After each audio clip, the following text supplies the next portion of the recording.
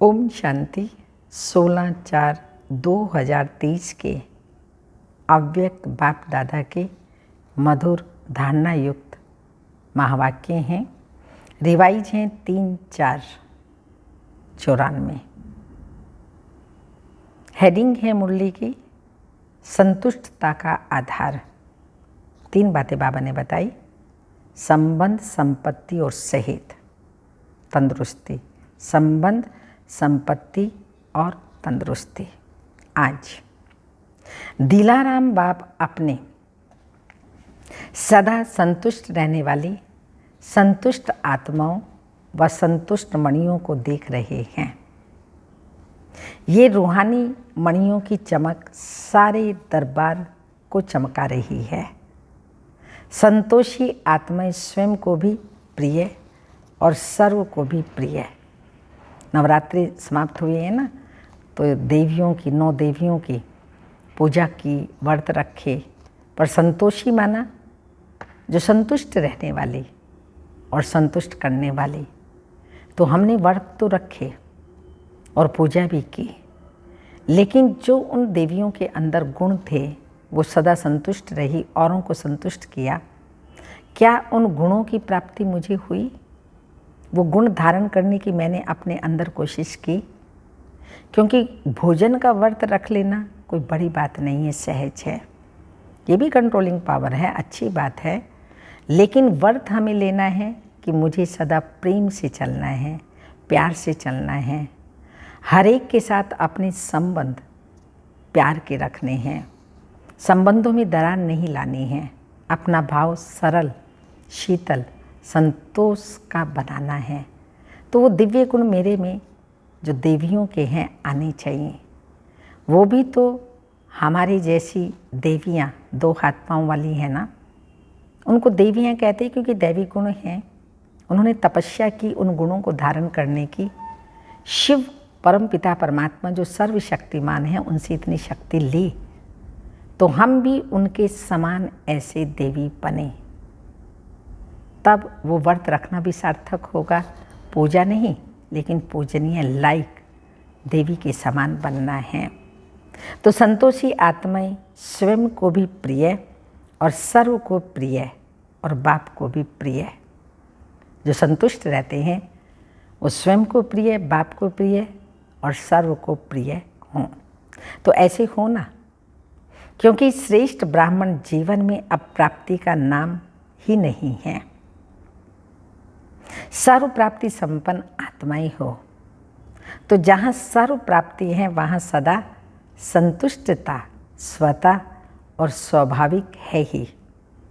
Natural स्वभाव उसका संतोष का है और संतुष्टता का स्वरूप व स्वभाव। निजी संस्कार ऐसा श्रेष्ठ है जो असंतुष्ट आत्मा को भी संतुष्टता का वाइब्रेशन, वायुमंडल, संतोष वायुमंडल को बदल देता है।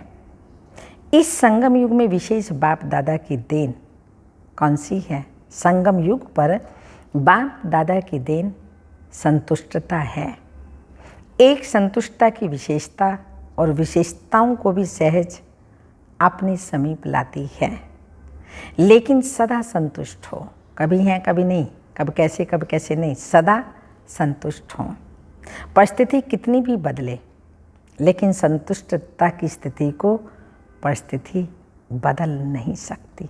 परिस्थिति पर आई है, चली जाएगी। स्वस्थिति मेरी अपनी है, तो वो स्वस्थिति सदा रहे तो परिस्थितियाँ भी बदल जाएगी। परिस्थिति है बदलने वाली, लेकिन स्व संतुष्टता की स्थिति सदा प्रगतिशील है। आपके आगे कैसी भी हिलाने वाली परिस्थिति ऐसी ही अनुभव होती है जैसे कठपुतली शो देखते हो ना, पोपट शो होता है ना। होता सब कुछ है, लेकिन होता पोपेट है। तो कैसी भी परिस्थिति पोपेट शो लगता है। वह आजकल का जो फैशन है कार्टून शो अच्छा लगता है ना। होता तो शेर भी है, बिल्ली भी होती है, लेकिन होता क्या है? कार्टून। कहानी पूरी होती है, लेकिन है कार्टून की स्टोरी। रियल नहीं है।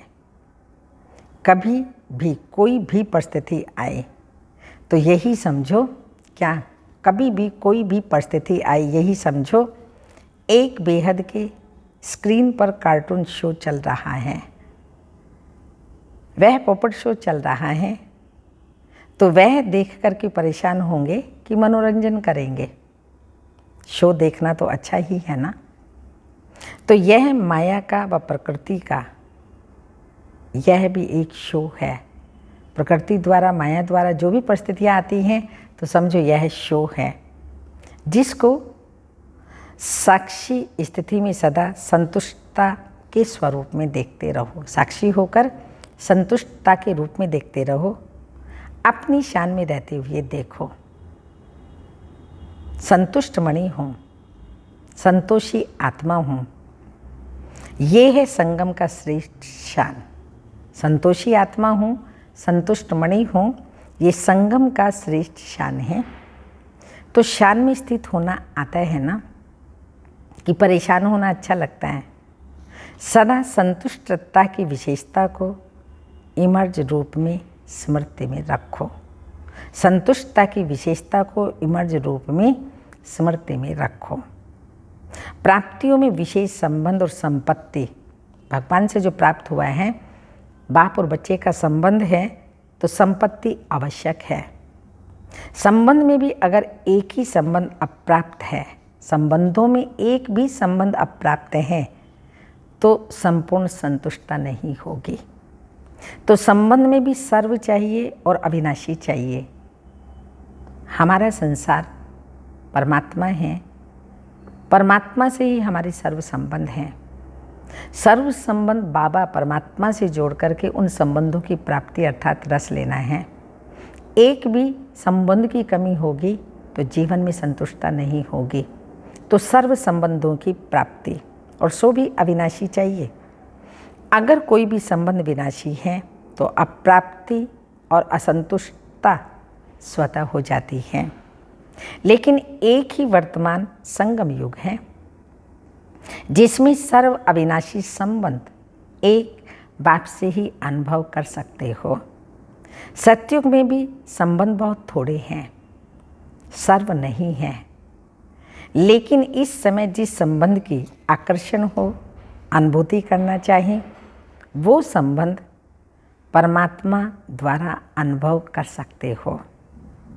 हर एक के जीवन के संबंध की भी अलग अलग पसंदी होती है।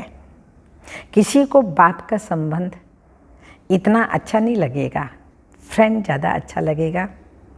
लेकिन एक समय पर और एक से सर्व संबंध प्राप्त हैं। संगम युग पर एक से एक ही समय पर सर्व संबंध प्राप्त हैं।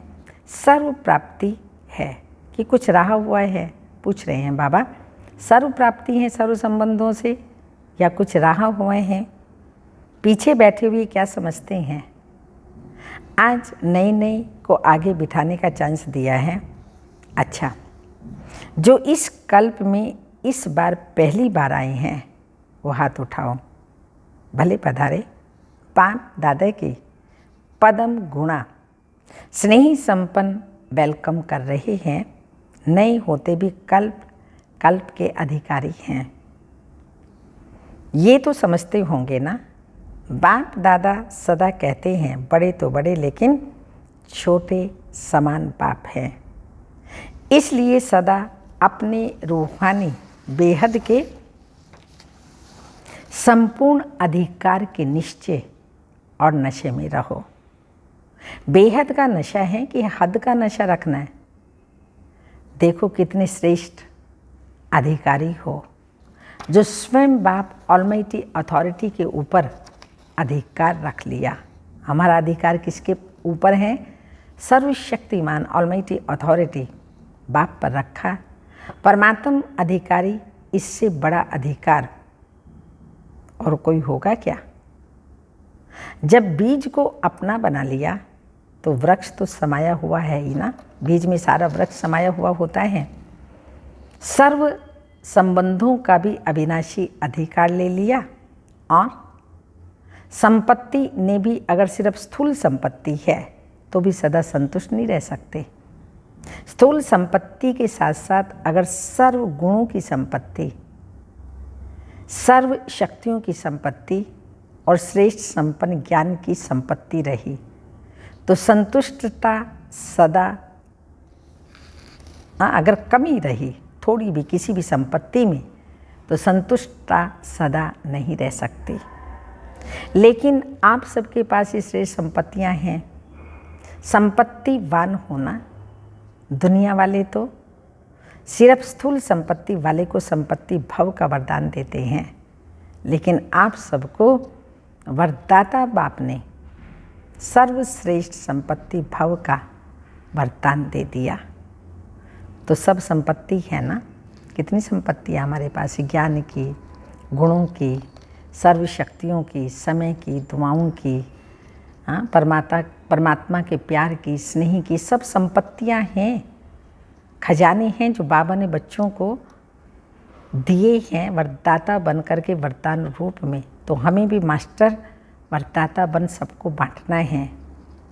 तो बाबा ने कहा कोई संपत्ति की कमी है क्या,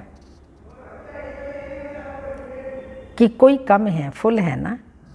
पीछे वालों के ऊपर सबसे ज़्यादा ध्यान है, आगे वालों का ध्यान बाप की तरफ ज़्यादा है और बाप का ध्यान पीछे वालों के ऊपर ज़्यादा है।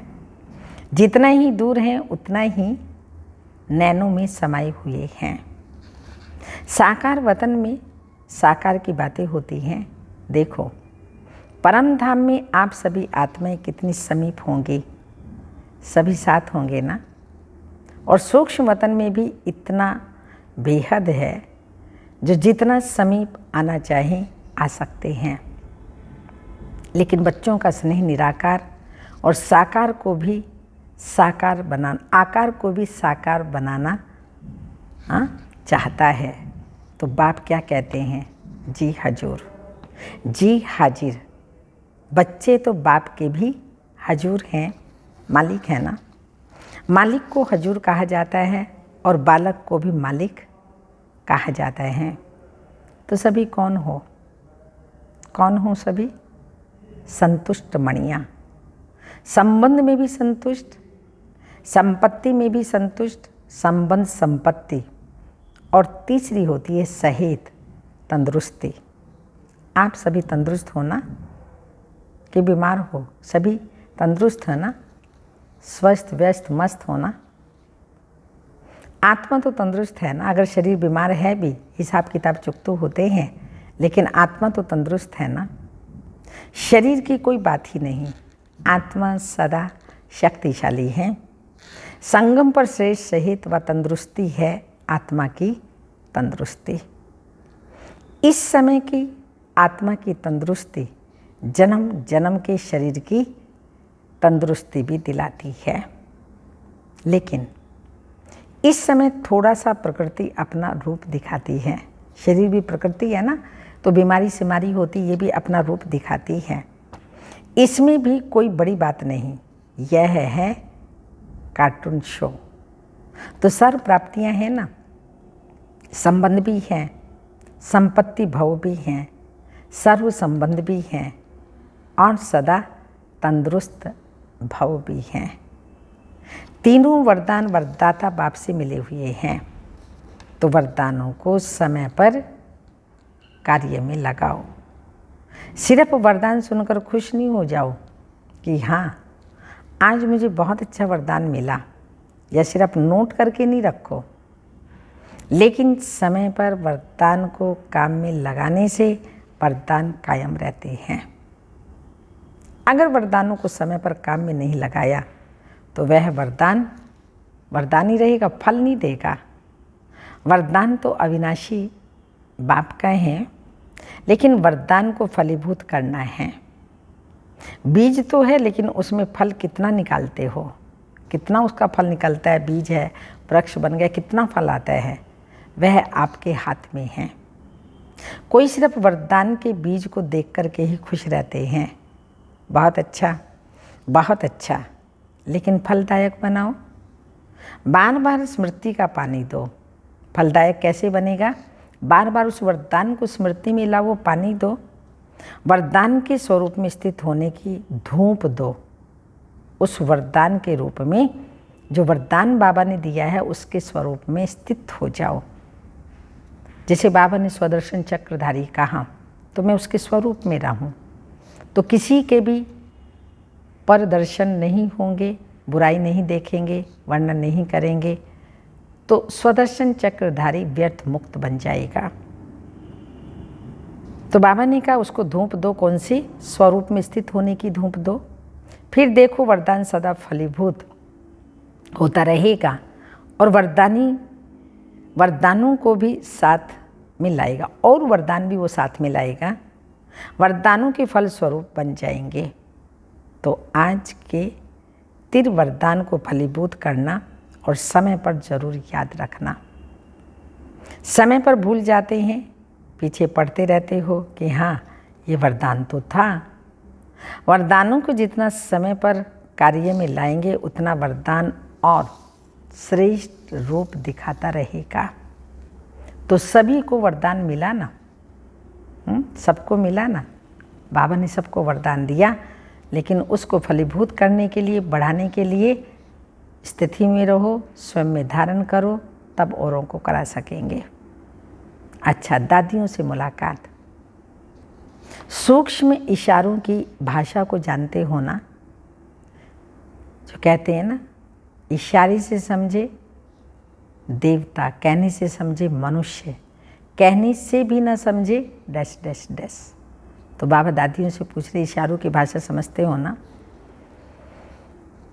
अव्यक्त वतन में तो नैनों की भाषा और इशारों की भाषा ही है, तो आप भी जानते हो ना, नैनों की भाषा जानते हो, साकार में सीखे हो ना। मुख की भाषा तो सुनी, अभी है नैनों की भाषा। नैनों की भाषा बड़ी प्यारी है, आवाज़ से परे जाना ही है, फिर भी बाप जी हजूर करते ही हैं। अच्छा, अव्यक्त बाप दादा की पर्सनल मुलाकात। स्वयं और समय पर भरोसा नहीं है, कितनी फास्ट गति है समय की, और स्वयं कब कैसे शरीर छोड़ दें कोई भरोसा, न समय पर न स्वयं पर। इसलिए दृढ़ संकल्प से कमजोरियों को निकाल दो। सभी अपने को विश्व सेवाधारी अनुभव करते हो। विश्व सेवाधारी और विश्व कल्याणकारी वही बन सकता है जिनके पास सर्व शक्तियों का खजाना है। तो सर्व शक्तियों का स्टॉक जमा है, सर्व शक्तियों का स्टॉक जमा है। सर्व शक्तियाँ हैं पर कोई शक्ति है, कोई नहीं है। कभी कभी कोई काम कम हो जाती है, तो सदा अपने आप को चेक करो कि सर्व शक्तियाँ हैं व कोई शक्ति की कमी है। अगर कमी है तो उसका कारण सोचो, क्यों कम हुई, कारण सोचो, क्योंकि कारण को समझेंगे तो निवारण कर सकेंगे ना। कारण का पता ही नहीं है तो निवारण कैसे करेंगे? तो निवारण कर सकेंगे ना, क्योंकि ये माया का नियम है कि जो कमजोरी आप में होगी उसी कमजोरी के द्वारा ही आपको मायाजीत बनने नहीं देगी। तो वर्तमान समय भी समय प्रति समय माया उसी कमजोरी का लाभ लेगी, और आगे चलकर जब अंत समय आएगा तो भी वो कमजोरी धोखा दे देगी। तो ऐसे नहीं सोचना कि थोड़ी ही तो कमजोरी है, एक ही तो कमजोरी है, बाकी तो बहुत अच्छा हूँ, अच्छी हूँ। एक कमजोरी भी धोखा दे देगी। इसलिए कोई भी कमजोरी अपने अंदर रहने नहीं दो। अगर स्वयं नहीं मिटा सकते हो तो कोई का सहयोग लो, जो शक्तिशाली आत्माएं हैं उनका सहयोग लो। विशेष योग का प्रोग्राम करो। किसी भी विधि से कमजोरी को मिटाना ही है। योग करो, सहयोग लो, कुछ भी करो, लेकिन किसी भी हालत में मुझे मेरी कमजोरी को मिटाना ही है, ये दृढ़ संकल्प करो। यह भी नहीं सोचो कि आगे चलकर हो जाएगा, नहीं, अभी से निकाल दो, क्योंकि स्वयं पर और समय पर कोई भरोसा नहीं है। ऐसे नहीं सोचो कि आगे चलकर ये करेंगे, हो जाएगा, नहीं। आपका स्लोगन है, कौन सा है?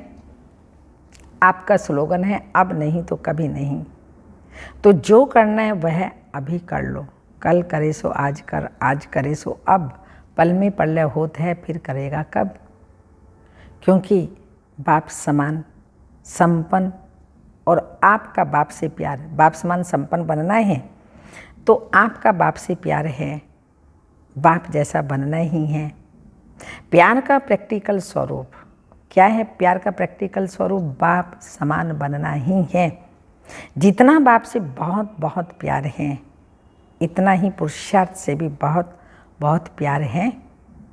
जितना बाप से प्यार के लिए फलक से कहते हो, 100% से भी ज़्यादा प्यार है। तो ऐसे पुरुषार्थ के लिए भी कहो, सोचेंगे, करेंगे, कर लेंगे आदि आदि नहीं। सब कमजोरियाँ ख़त्म, जो भी कमजोरियाँ हैं सारी ख़त्म। गेंगे शिवरात्रि मनाने आए हो ना, हाँ ये गेंगे बाबा ने कहा ख़त्म करो। शिवरात्रि मनाने आए हो ना, तो कुछ तो बलि चढ़ेंगे ना।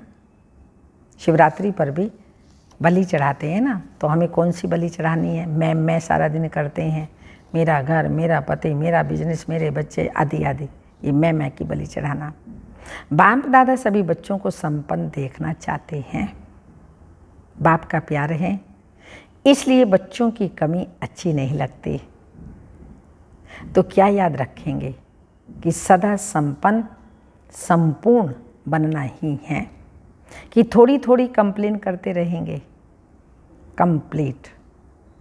कंप्लेन खत्म।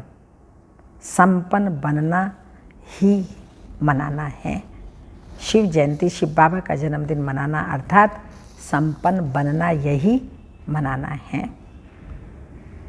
वेस्ट को बेस्ट बनाना अर्थात होली हंस बनना।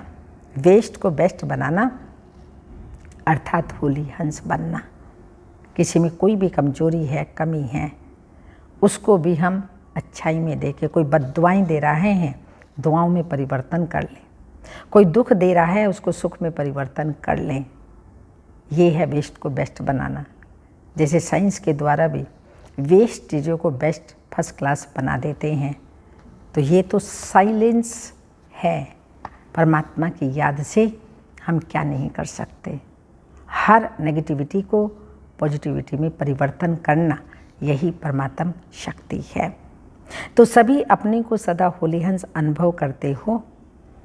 होली हंस का अर्थ है संकल्प, बोल और कर्म जो व्यर्थ होता है उनको समर्थ में बदलना।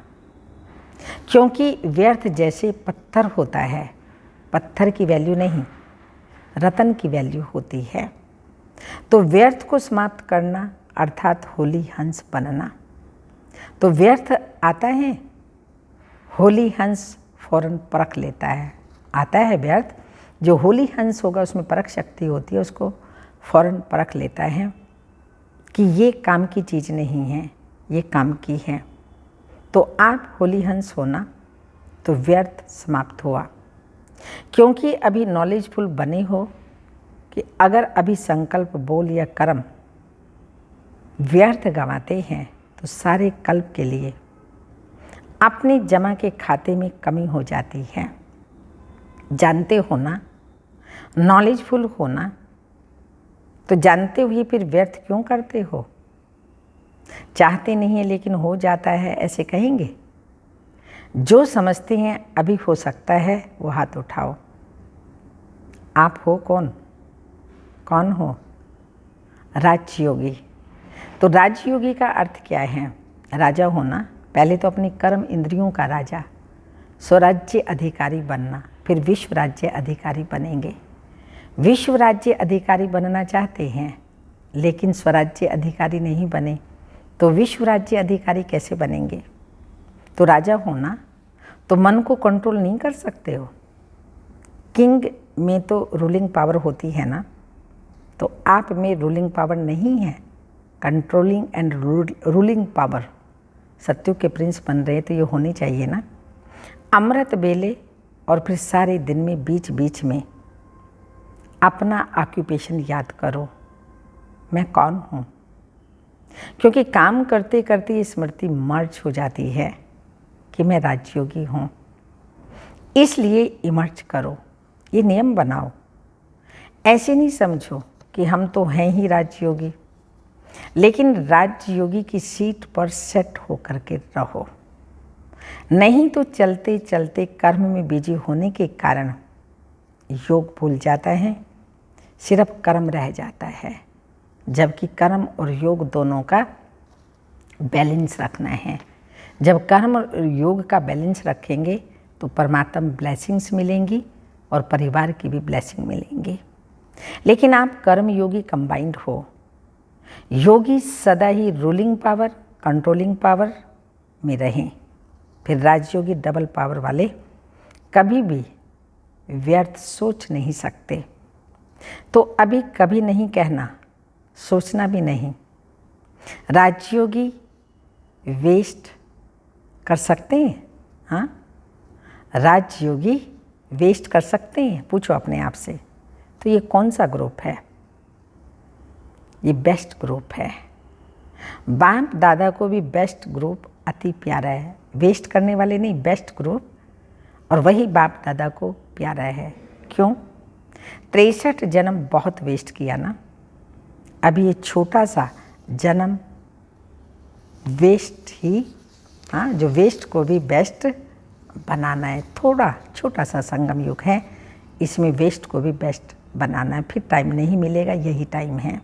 अच्छा, चारों ओर के देश विदेश के सर्व संतोषी आत्माओं को, संतुष्ट मणियों को, सर्व प्राप्ति संपन्न आत्माओं को, जिन्होंने भी याद पत्र कार्ड आज के दिवस भी भेजे हैं, तो आज के विशेष दिवस के भी सर्व बच्चों को याद प्यार पदम गुणा स्वीकार हो।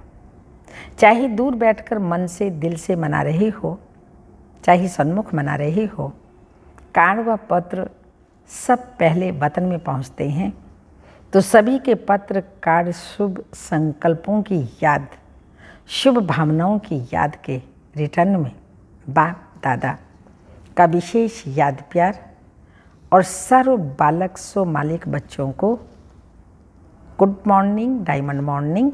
रूहानी बाप की रूहानी बच्चों को नमस्ते। हम रूहानी बच्चों की रूहानी माता पिता बाप दादा को याद प्यार, गुड मॉर्निंग, डायमंड मॉर्निंग, ओम नमस्ते। वरदान है आज का, अटूट याद द्वारा सर्व संबंधों का हल करने वाले, सर्व समस्याओं का हल करने वाले उड़ता पंछी भव। जब ये अनुभव हो जाता है मेरा बाबा है, तो जो मेरा होता है वह स्वतः ही याद रहता है। याद किया नहीं जाता, मेरा अर्थात अधिकार प्राप्त हो जाता है। मेरा बाबा और मैं बाबा का, इसी को कहा जाता है सहज योग। मैं बाबा का, मेरा बाबा, इसको सहज योग कहा जाता है। ऐसी सहज योगी बन एक बाप की याद के लगन में मगन रहते हुए आगे बढ़ते चलो। यह अटूट याद ही सर्व समस्याओं का हल कर उड़ता पंछी बनाई उड़ती कला में ले जाएगी। स्लोगन, मनन शक्ति के अनुभवी बनो तो ज्ञान धन बढ़ता जाएगा। मनन शक्ति के अनुभवी बनो तो ज्ञान धन बढ़ता जाएगा। सूचना है, आज मास का तीसरा रविवार है। सभी राजयोगी तपस्वी भाई बहनें सायं 6:30 से 7:30 बजे तक विशेष योग अभ्यास के समय अपने आकारी फरिश्ता स्वरूप में स्थित हो विश्व परिक्रमा करते हुए प्रकृति सहित सर्व आत्माओं को लाइट माइट देने की सेवा करें। आज का व्यक्ति इशारा, संपन्न बनना अर्थात अपने अंतिम फरिश्ते जीवन को की मंजिल पर पहुंचना। जितना जितना इस अंतिम मंजिल के नज़दीक आते जाएंगे, उतना सब तरफ से न्यारे और बाप के प्यारे बनते जाएंगे। जैसे कोई चीज़ जब बनकर के तैयार हो जाती है तो किनारा छोड़ देती है। ऐसे जितना संपन्न स्टेज के समीप आते जाएंगे उतना सर्व से किनारा होता जाएगा। तो बंधनों से सब तरफ के लगाव से वृत्ति द्वारा किनारा होना अर्थात संपन्न व संपूर्ण बनना। ओम शांति।